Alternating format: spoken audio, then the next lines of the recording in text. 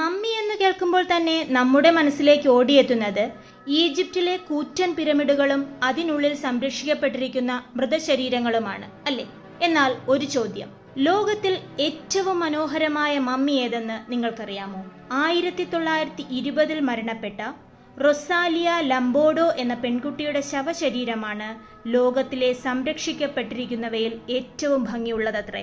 1918 December 2 ജനിച്ച Rosalia മരണപ്പെട്ടത് 1920 December 2 അവളുടെ 2ാം ജന്മദിനത്തിന് കുറച്ചു ദിവസം മുൻപായിരുന്നു.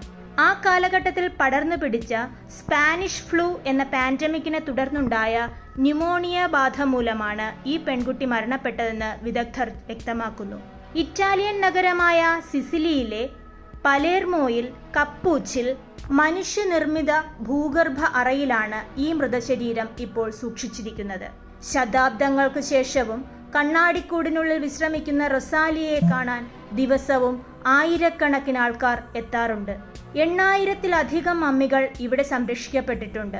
എന്നാൽ ഇതിൽ നിന്നെല്ലാം വ്യത്യസ്തമായി ഈ പെൺകുട്ടിയുടെ ശരീരം മാത്രം അതിഭംഗിയായി കാണപ്പെടുന്നു. ഇതിന് ഒരു കാരണമുണ്ട്. ശരീരത്തിൽ കേടുപാടുകൾ വരാതിരിക്കാൻ നൈട്രജൻ നിറച്ച ഗ്ലാസ് കേസിനുള്ളിലാണ് റൊസാലിയയുടെ മൃതദേഹം സംരക്ഷിക്കപ്പെട്ടിരിക്കുന്നത്. ഈ വീഡിയോ ഇഷ്ടമായെങ്കിൽ ലൈക്ക് ചെയ്യൂ, ഷെയർ ചെയ്യൂ. കൂടുതൽ വീഡിയോകൾക്കായി ഈ ചാനൽ സബ്സ്ക്രൈബ് ചെയ്യൂ.